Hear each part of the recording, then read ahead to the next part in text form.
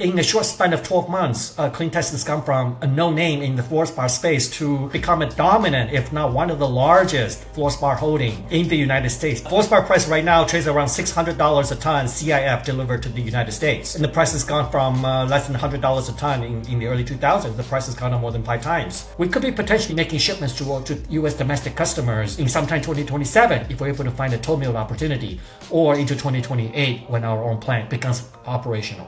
Demand for United States to go up at least 200 to 300% in the next 3 to 5 years. Today we're having a chat with John Lee, the CEO of CleanTech Vanadium Mining Corp, an exciting critical mineral explorer and developer specifically in fluorspar and vanadium. John, it's great to have you on the channel today and very excited to dive into your company. So why don't we start with an overview of what CleanTech CTV is really all about? Stein, thank you very much for the invite. I think it's the first time I've been on your show. I'm much belated. I've watched some of your other esteemed guests, including Colin Kettle, which I have held very high regard, and we actually talked, and he is involved in some of our transactions.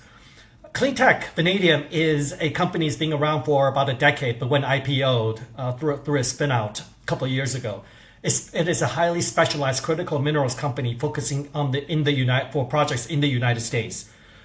We started out as a vanadium mining company and and right now in Nevada, amassed one of the largest vanadium holdings in the United States, and then ventured into embark upon this new initiative, Fluorspar, just about a 1 year anniversary, and which is all to do with artificial intelligence and energy storage and energy production. So in short, it's all about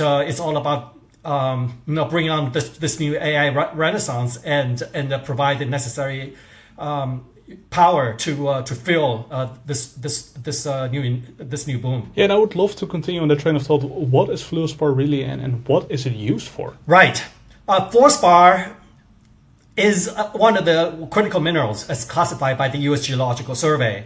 And it is actually used for over 170 applications. It is it is the most reactive element in the periodic table. So think of it like a Victoria's Secret model. Even the nerdy as the bookworm is attracted to it. And that's why fluorspar, which is the native form, but once you that's how the fluorine or hydrofluoric acid is created from, and it's the HF that actually dissolves your yellow cake for some of your uranium investors, and to gasify, levitate uranium into gaseous form, and from there you put it in kind of like a dryer to spin for the U-235 to be separated from U-238, and that's the U-235. That's the fissile uranium of which has been used as a fuel for nuclear reactors and nuclear fusion. 6 fluorine goes into 1 uranium, so you need 6 times more fluorine to go into for every uranium yellow cake that you take out of the ground. Similarly, fluorspar, fluorine once married to other very reactive element like lithium, produces a very stabilized medium. So it is used for the manufacture of electrolyte. Hexafluorophosphate is the de facto industry standard for electrolyte in your EV batteries and solar energy storage devices to complement your solar energy and other renewables. So in a way, Elon Musk talked about nickel being 4 years ago should be called lithium batteries should be called nickel batteries, because nickel occupies the cathode, which is now being replaced by iron. And on the anode side, people talk about graphite being on the anode, but people don't talk about fluorine, which actually 6 times more fluorine goes into lithium batteries than the lithium itself. And then there's so many applications to go over, but if we just say on this modernization thing of technology, fluorine is also, HF is a indispensable and critical element in the production of semiconductors. In that fluorine is married with all the exotics like germanium and gallium as a carrier agent. And once they go into the chamber, fluorine gas is used to etch the silicon wafer to the specific fine patterns, along with argon gas, a lot of exotic gases. And towards the end, once the pattern is etched and the semiconductor is created, fluorine gas is used to clean the chamber, so it's where all the impurity. And there's a lot of applications also for example, hydrofluorocarbon is what you use for refrigerant. It has a very low boiling temperature, so that when the hydrofluorocarbon liquid enters into your room, it boils and absorbs the energy, and it becomes a gas, and then gets piped out, and then compressed again into liquid, and that's how your room gets cooled. And then there's also hexafluoride sulfide, and that is a very inert gas for all the high electrical voltage switches. That is the gas that sits between the electrodes to prevent and to turn on, turn off your switches. And last but not least, there's also fluorines used for Teflon. Again, this is another form of hydrofluorocarbon to create that layer of non-stick pans, and that is also similar layers is created for all your solar panels to prevent erosion. So all in all, it's a bit like Robin to the Batman. You don't know, but you cannot do without. And not to mention, last but not least, you cannot talk about critical minerals without talking about China, of which China is the largest producer of fluorspar, but now has turned into a net importer of fluorspar since 2023. And that's why the price trend is steadily fivefold, but recently, in the last 3 years, it's gone up. The trajectory is steepening, and with the over 50% increase in the fluorspar price. Coincidentally, also that just like rare earth, the United States does not produce any fluorspar at this point in time. John, those are definitely some very interesting use cases there. And like you outlined, of course, just like almost any other critical mineral, this sector is also dominated by China. Now they've turned into an importer, so we're in a structural bull trend. How does supply and demand currently balance? Do we have insights into that? They don't really balance. That's why the price has gone up 50%. Fluorspar price right now trades around $600 a ton CIF delivered to the United States. And the price has gone from less than $100 a ton in the early 2000s. The price has gone up more than 5 times. Annual production of fluorspar is 10 million tons, and of which China produced 6 million tons, along with Mongolia produced 1 million tons. So even with 7 million tons, of which is the market share of China, is still not consuming enough, just exactly because they are being building all those solar farms for their own AI initiative and energy transition. They discovered that they have to have, solar and renewable is the largest energy source, sort of the fastest growth in energy production. And now they're creating these massive gigawatt batteries, of which require fluorspar. And also the uranium initiative, nuclear initiative also require fluorspar. Mexico is the 3rd largest producer in the world, and that clocked in at around 1 million tons. Then you have some parts of Africa and Southeast Asia, like Vietnam, that made up the rest of the 2 million tons. United States right now solely rely on the Mexican fluorspar for majority for its usage, of which right now United States is burning about or consuming about 500,000 tons of fluorspar. So that's not even 1/10 of what China is consuming.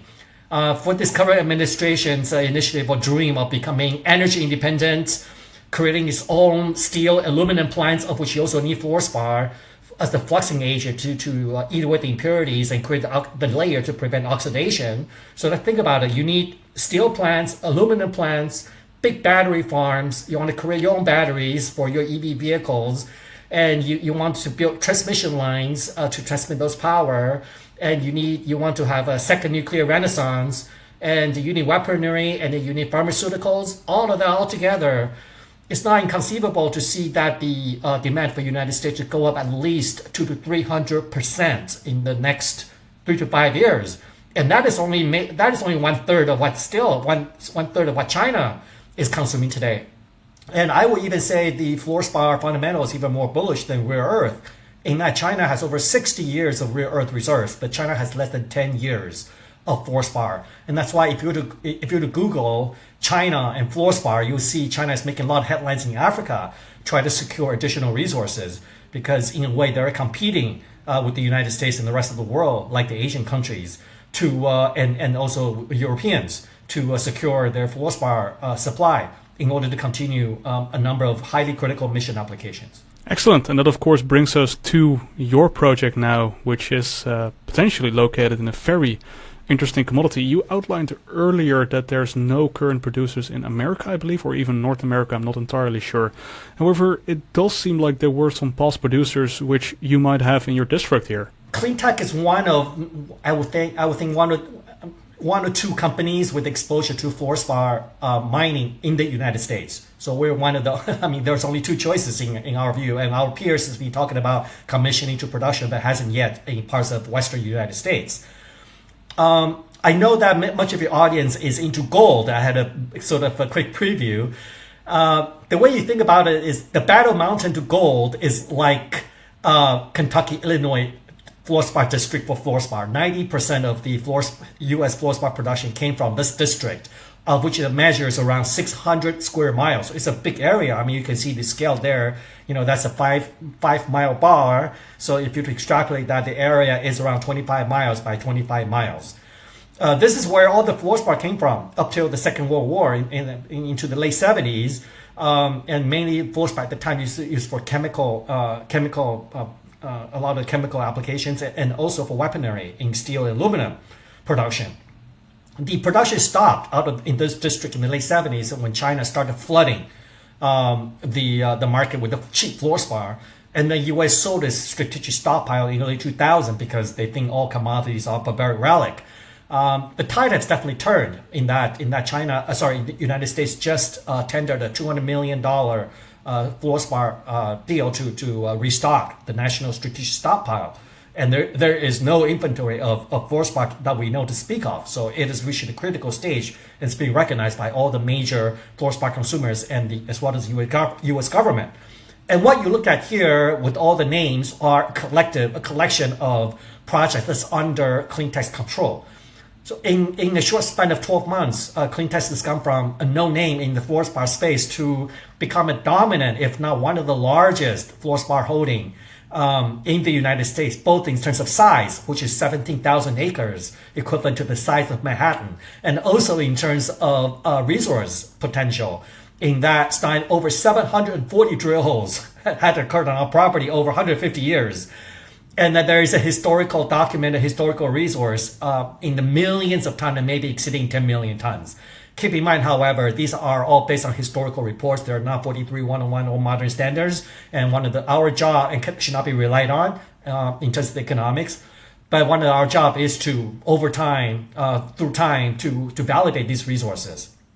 And so we're now one of the large. If you look at the maps, right, all CleanTech is of the 17,000 acres. There's over a dozen distinct deposits, and they're all sitting on critical mineral trends.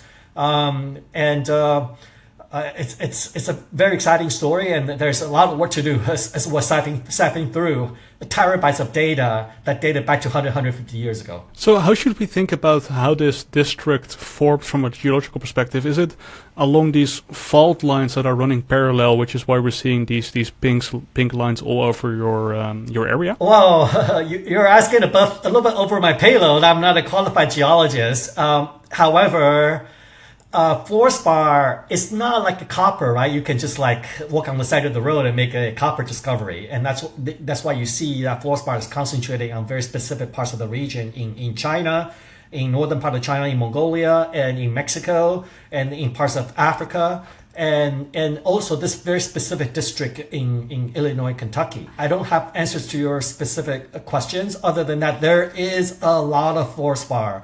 And not only fluorspar, but there's also a lot of other exotics.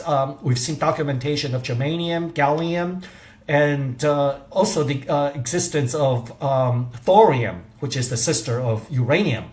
And then, but not least, one of the largest rare earth deposits, rivals the size of the ones in California, sits in Illinois, of which we have surrounded the area. The name is Hickstone. Reportedly has over 30 million tons of heavy rare earth. But comes away, the issue is metallurgy, because this is primarily a fluorspar deposit, and then the rare earth was maybe has some difficulty being separated out of fluorspar. But in terms of fluorspar, the area has documented production of over 10 million tons, and the metallurgy is well known. I don't know the origin other than that there is a lot of fluorspar, and we are still continuing on our acquisition trail in parallel with our accelerated plan to put one of our projects into production. That is incredibly interesting. Perhaps we can talk about the work that you outlined earlier on that you plan to do in these projects. There's quite a bit of information already there from historical data, like you outlined, not on NI 43101 standards, but still data you can use to, channel an exploration campaign. So what are you planning to to do here on the exploration front, and you mentioned putting something into production. How should one visualize that as a long-term goal? Right. We asked the same question because the area is so humongous, and it's only been a year since we embarked upon this initiative, acquired the first project in July, and the acquisition kept on going from July, August, September up to November. The way you think about it, think of our land package as the size of Manhattan. And then you have different hotspots, right? Like Central Park, Union Square, Times Square, Chelsea, Brooklyn, and Liberty Tower, and the Statue of Liberty.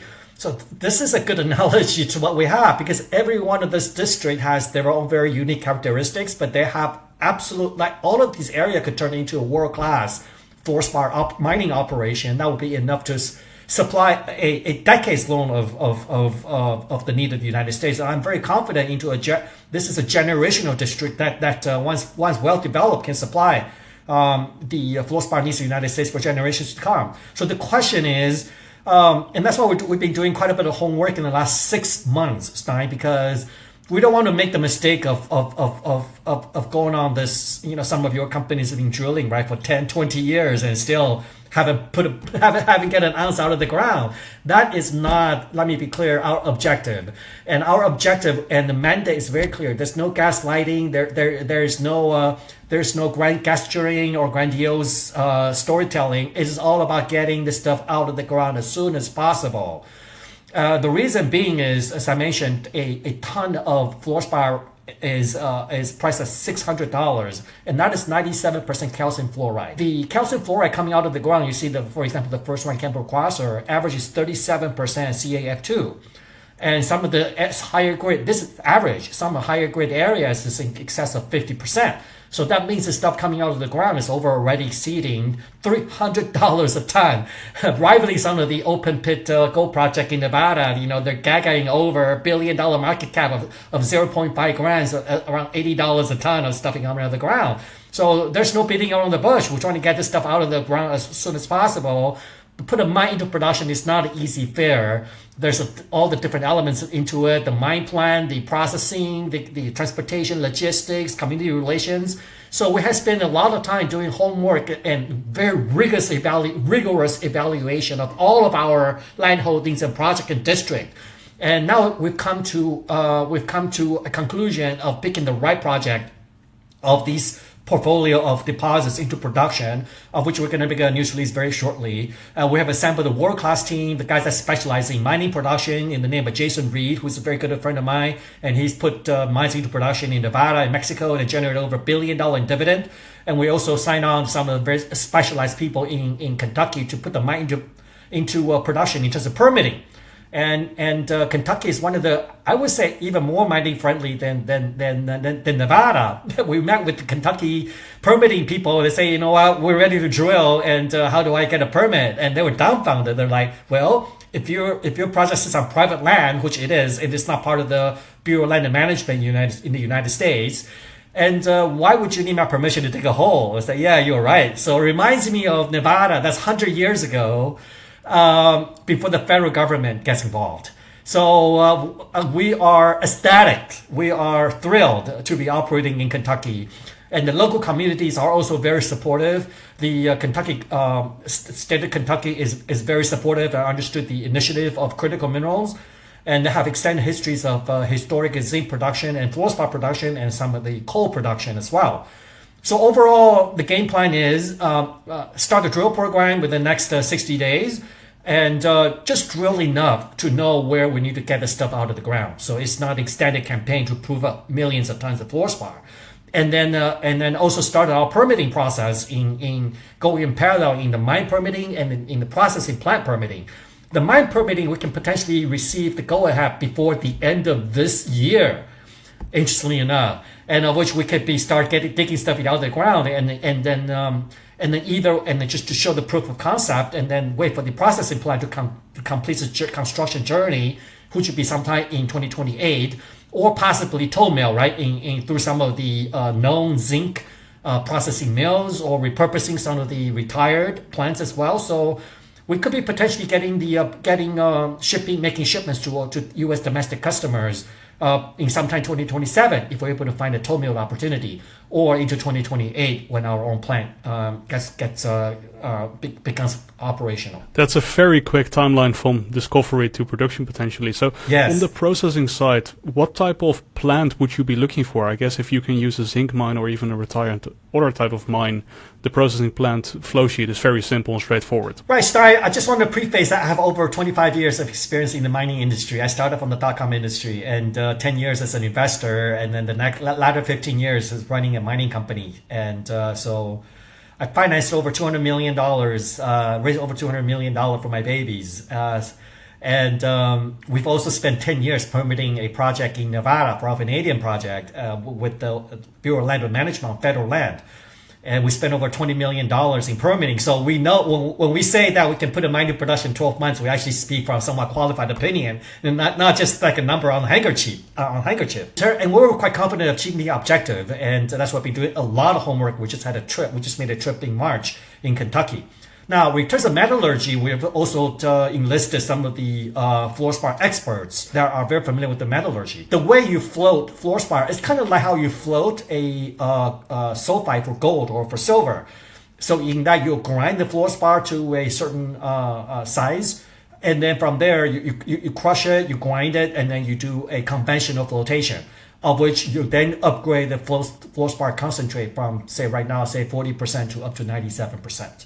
The reagents are different, obviously, from say your zinc or gold concentrate, in that they're all organic. And one of the key ingredients is bark tree, right? Because that's one of the elements that will be able to sort of bind the fluorspar away from the silicate and other impurities. So the process is conventional, it's well documented, it's not some exotic. It sounds exotic, but but the recovery and metallurgy and the flow sheet is well understood. In that you would get the stuff out of the ground, and then you would apply reagent, and you float the calcium fluoride, and then you collect the fluoride, and then which is a very inert element, and from there you would transport the calcium fluoride into what they call the hydrofluoric acid plant, of which they would apply sulfuric acid to separate the calcium from the fluorine, and to marry the fluorine with hydrogen to create the hydrofluoric acid. And that is a highly toxic, erosive element. If you just drop two drops of HF on your palm, you will die. And not because it burns a hole in your not because it burns a hole in your hand, which is a big deal, but that doesn't cause death.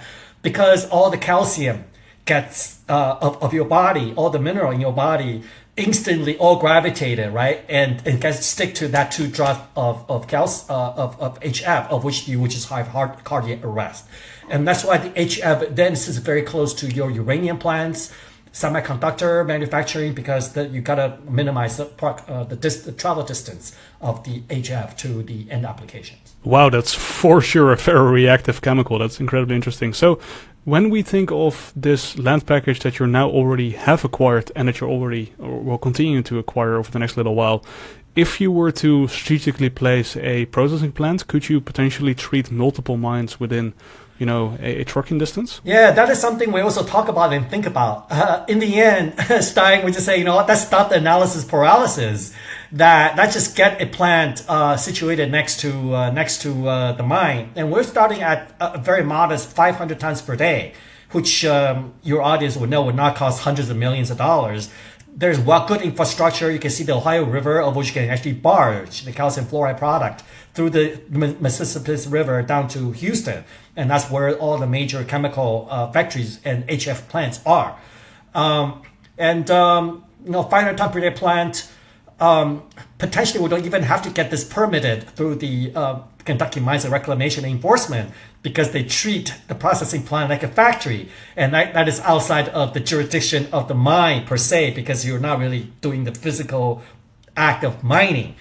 And that's a good point you brought up, but right now we're not talking about a 3,000 ton per day operation that will cost you $300 million, but rather a modest 500 ton per day plant that will produce around 200,000 tons of raw fluorspar, and of which you're going to produce this N acid spar product, a 97% CaF2, at around 40 to 50,000 tons, and that will be around 10% of the current annual demand or usage in the United States. Interestingly enough, Stein, on the same note, that we're being approached by some of the world's some of the U.S. and obviously also some of the world's largest nuclear operator, some of the largest nuclear chemical producers in Teflon and refrigerant. We're being contacted, solicited by the world's largest auto manufacturers, semiconductor companies out of Korea, out of Taiwan, in Qatar, in United States, in Japan. And so even though we're a small micro-cap company, a production that maybe 1 or 2 or maybe 3 years away, but we're making significant inroads in terms of visibility, and also shows the desperate nature of these companies looking to diversify away from supply from China and Mexico. If you were to care, just say where, like go to ChatGPT, where does Korea get its fluorspar? Where does Japan get its fluorspar? Where does Germany get its fluorspar? The answer all comes back to Mexico. And Mexico only has 1 million tons per year. It isn't enough to feed the orphans. And the tightening of the supply you can see already, because fluorspar Mexico used to be sold at a discount to China, but now given China is no longer competing for export with Mexico, you're seeing that Mexico, the discount Mexico into the United States has completely evaporated. And that just shows that the structural deficit is only going to continue as all this mission application, critical applications in AI, in energy, all these data centers. I mean, I want to talk briefly on this data centers. Florida is getting data centers, Carolinas and Michigan, Louisiana, Kentucky, and now they're talking about building a data center in Utah by Kevin O'Leary, and that's 9 gigawatts. I don't think people understood what 9 gigawatt means. Like Bruce Power, nuclear power plant in Canada, I think right now it's doing about 3 gigawatts, and that's after 20 years of expansion. To build a 1 gigawatt nuclear power plants, I don't think there's been one built in the United States in the last 20 years. It's going to cost you 10 years and $10 billion, because after Fukushima, a nuclear power plant has to withhold the impact of the 737. And there is no way to get a power plant of 1 gigawatt up and running within, say, 3 to 5 years. And the fastest way to go is solar. That is the only way. But for solar to work, you have to have batteries. And that's why you get all this data centers. They're not measured in number of GPUs, CPUs, or flops, or processing speed. They're measured interestingly in power.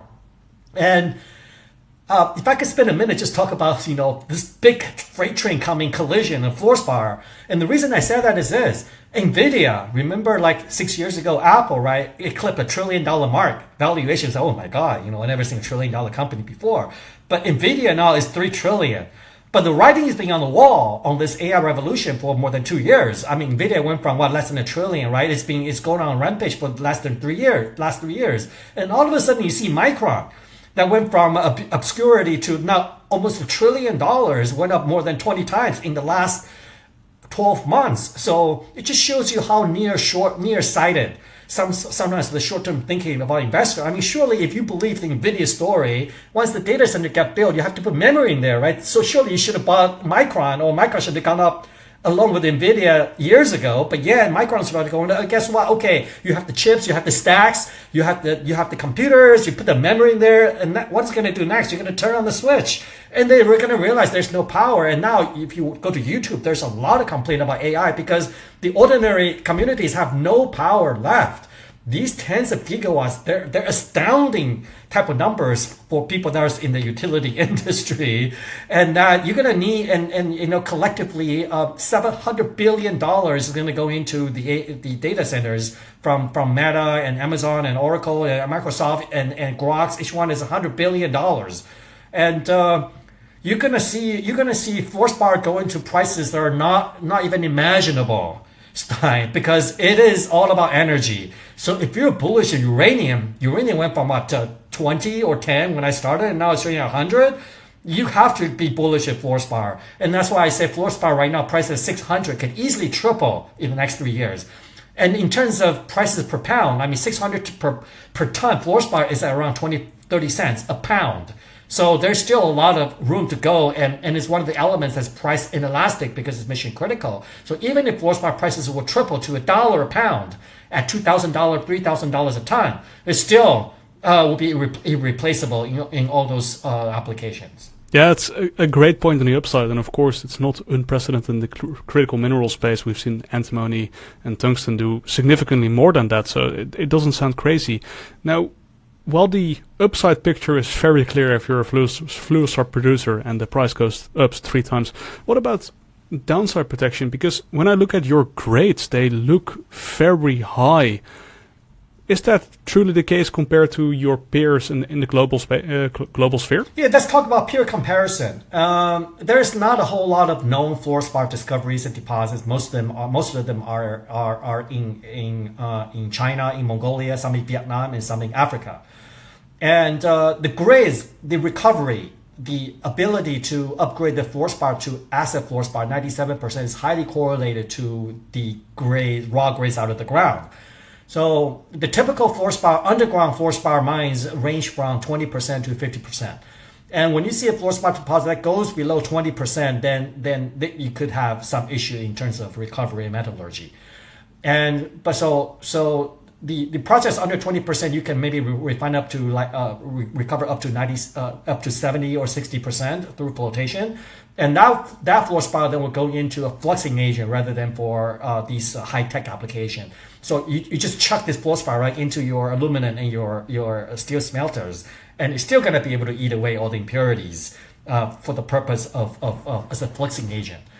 And in terms of valuation, talk briefly evaluation, just like other critical minerals that you might have covered before, in lithium, in vanadium, US is always late to the game. I remember lithium in 2017, 2018. You see the writing on the wall of this EV revolution. Yeah, this hard rock lithium companies in Quebec, in the United States, were going through bankruptcy, right? And same with rare earth. Like some of these projects in California has been recycled twice out of bankruptcy. And so that's why you got to make sure you're the right timing, or being late. It just could be insufferable just as being wrong, actually. But nonetheless, there's not much waiting to do, because some of our comparables in Mongolia and Australia are trading 10 times of our valuation. They're collecting at around $20 to $30 per ton of fluorspar in the ground. So, one of the company we tracked that's in Australia late last year, I think this time last year, early 2025, they joint ventured with the Japanese company Sumitomo, and the market capitalization went from 100. Right now, they're close to $1 billion.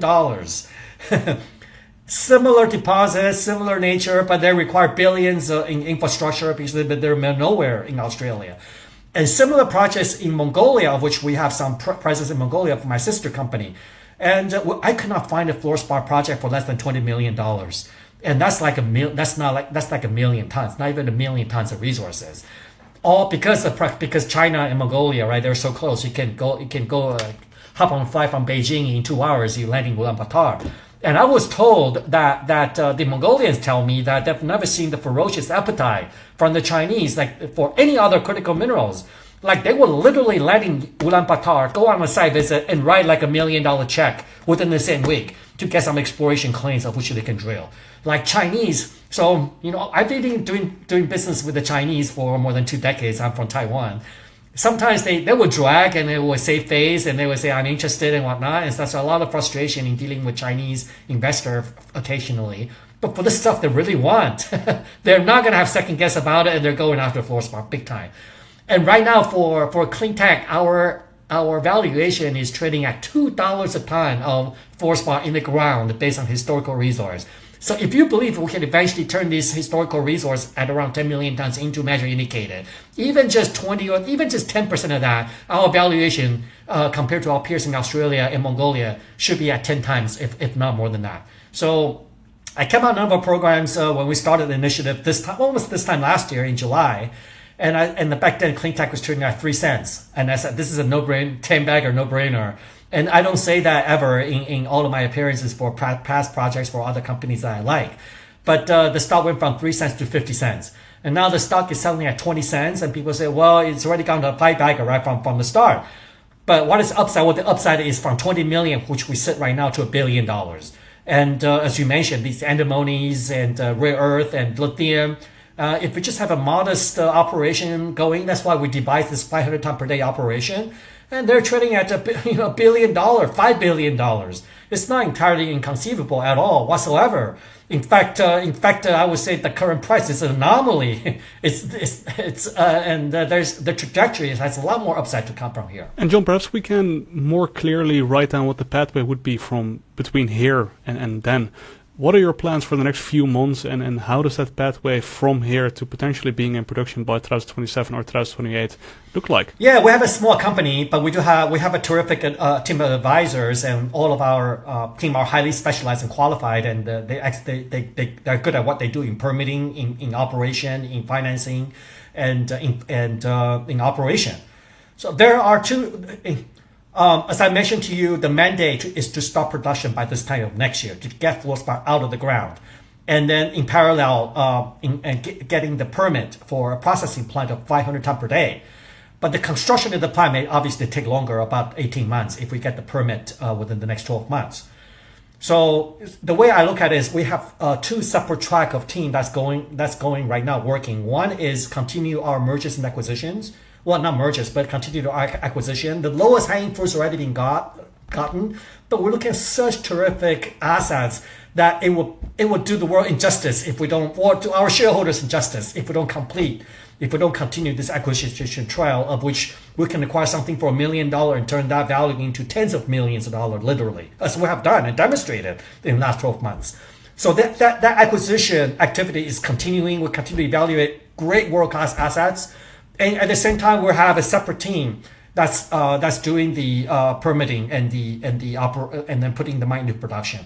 And within that, we separated out the mining permitting away from the plant permitting. So we don't want anything on the plant processing permitting side to interfere or to delay the permitting for the mine.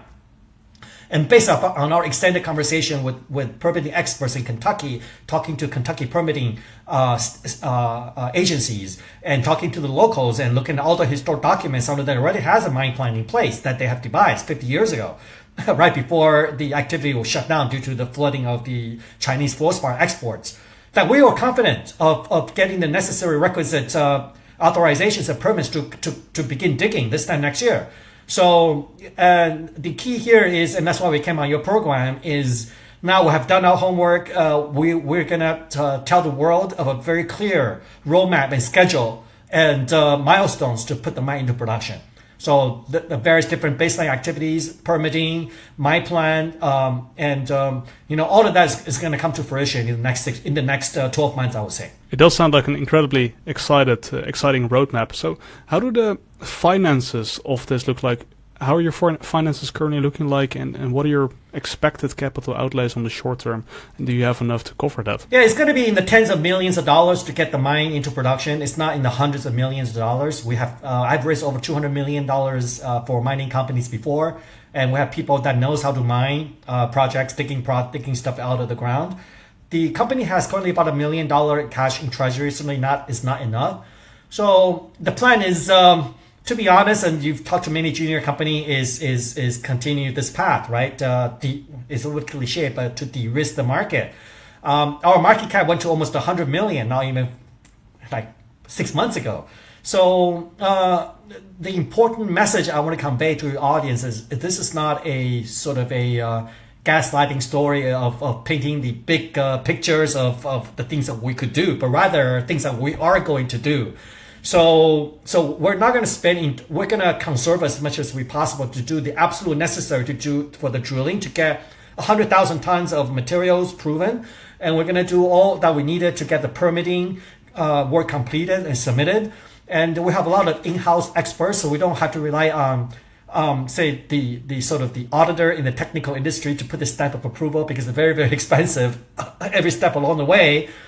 But rather, we're gonna conserve it and continue to raise money when we need. We have a very loyal set of shareholders. So obviously, I would say the only potential impediment towards production is excessive dilution, right? We're confident we can raise the money. And also being approached, as I mentioned to you, a number of strategic large-scale off-takers, their market cap not in the billions, but in the hundreds of billions. So the question is, as I mentioned, is it's not so much the project is financeable or not, but to demonstrate that, like, the issue is not so much like is there enough money, right, to go into the sector? But the rather is like, can we demonstrate without a doubt that we can get stuff shipped to you by a certain time?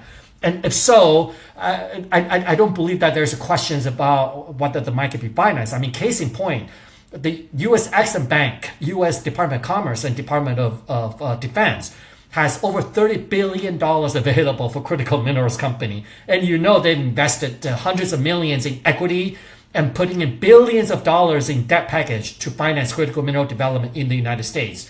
And they've just pledged $3 billion for a zinc operation, only about an hour drive from where we are, in order to build out a germanium gallium module to process some waste trace mineral materials. So you got economically, mathematically, it doesn't make any sense, but it makes a lot of sense in that just like Jeff Curry, one of the famous oil analysts from Goldman Sachs and now for Carlyle says, you cannot quantify number of projects based on economics like a dollar, but you have to quantify based on volume. Like when something volume is absolutely required, the numbers, the economics will take care of itself. But not to mention that, as I said before already, that economics already work highly in our favor at the current fluorspar price. So it's a matter of putting the pieces together and knocking them down one by one. And I'm very, very confident based on the people and the investors we talk to, that the valuation gap will be bridged between us and our peers in Australia and China. So the key here is, as I mentioned, this is not a gold deposit that we're going to just prove up 30 million tons of fluorspar and continue to talk about some phantom production timeline. But rather, as we start drilling, digging, getting the permits approved, people are going to see a clear path towards production with a degree of certainty, of which I think what you're going to see is some of the institutions and some of the big investors are going to see the light turn from red to yellow to green. And then you're going to see the same effect that on the stock that has happened with Rare Earth, went from bankruptcy to like $10 billion. The stock went from like $2 to $70. Like Micron is another example. Nvidia is another example, right? So as I mentioned to you in the past, it was a 10-bagger when the stock is 3 cents, and I still continue to see another 10-bagger from where we're at 20 cents. And even at 10-bagger, we're at $200 million market cap. Is still a catwalk compared to some of the critical mineral mining companies focusing in the United States. Really appreciate the additional color. Can you very quickly walk us through your cap table, roughly how many shares are outstanding and who owns them? Yeah, the company is right now trades around $20 million market cap, 150 million shares outstanding, trading about 15 cents a share. Over, I would say 60% of the shares are held by insiders. The company CleanTech was spun out of Silver Elephant, of which that's the company I founded 15 years ago. And so Silver Elephant was spun out 3 years ago. Yeah, it's coming out 3 years ago. And half of those shares would dividend out to CleanTech shares from Silver Elephant, right? They would dividend out to Silver Elephant shareholders. So these shareholders we know them well, and I was 40, 50, 60, around 60, 70 million shares out of the 150 are kept by insiders. So very tight cap table. We don't have a penny stock options. They were all exercised, and so a very clean cap table. And it's a relatively new company. The share is very tightly held. And John, this is all very exciting on the fluorspar side, but we haven't even touched base on your vanadium project just yet, which is also incredibly exciting. Perhaps we can just have a short overview from your side, really, what this project is all about. Right. Vanadium price is going through a bit of a challenging time in the last 5 years. And that's why I would say I've been around the critical minerals industry like for more than 10 years, way ahead because of my .com background. And a lot of the elements are getting reinvented, right? Vanadium is one, fluorspar is one with that energy storage, and rare earth is one as well. I would just say investors got to be careful when you associate a critical mineral with a specific hot topic like AI or energy storage. So unfortunately, vanadium is one of those, even though quite a bit of vanadium goes into batteries, but vanadium, 80% vanadium go to construction. And so if construction catches a cold, then vanadium prices, is sitting in the basement. This vanadium project is a testament of our ability, CleanTech's ability to execute, of which we take a very small project called Gibellini, and we expanded the deposit to 21-kilometer strike in Nevada, in Battle Mountain. So it is also like fluorspar, what we call the generational asset. You see there's tens of millions of tons of fluorspar, and we speculate the entire trend is connected. And all the hills were just the intrusions of the fluorspar, but the underground, there's tens of millions of tons of vanadium in there. But there is already a historical resource, I think, sitting at around 10 million tons. The project has its own water and sage credits in that we bought a farm. So all in all, the project is shovel ready, what I call shovel ready. It received the positive record of decision in 2023 from the Bureau of Land Management. I believe that we're the only junior company the only junior company in the world that actually received a record of decision from Bureau of Land Management, and that's taken us around 10 years to do. And but that doesn't mean to say if you spend 20 million 10 years you can get it. It's a insurmountable challenge that we had to overcome, and just shows our ability and expertise in navigating the permitting landscape in the United States. So right now the project has received all the key state and federal permit, and we're just waiting for the higher vanadium prices to commence our operation. It is a heap leach project, and strip ratio of 0.4 to 1. So it's literally, the reclamation is literally moving a pile of removing the hill and putting on another pile of the hill, and to put a flower on it on the reclamation. So it's a very, very exciting project. It's the best vanadium project on earth. I know so because I've been in the critical minerals in the last 15 years. And that we just got to wait for higher ticket vanadium prices for this project to sitting from a dormant status to become the single mine supplier in the United States. U.S. does not produce vanadium out of the ground per se, but it does have recycling plant where you have the spent ash, catalyst, oil waste from all over the world and into a refinery plant in United States. But this process is very pollutive and very dirty. So we look forward to supplying. CleanTech's looking forward to supply vanadium as well as fluorspar in United States. Well, Joel, this has been incredibly insightful and interesting. How can anyone find out more or reach out to CleanTech? Visit us, CleanTech CTV. We're trading on the TSX Ventures. The symbol is CTV, and on the OTCQX or QB is a CTVFF. We have traded sometimes during the heydays, craze in last November.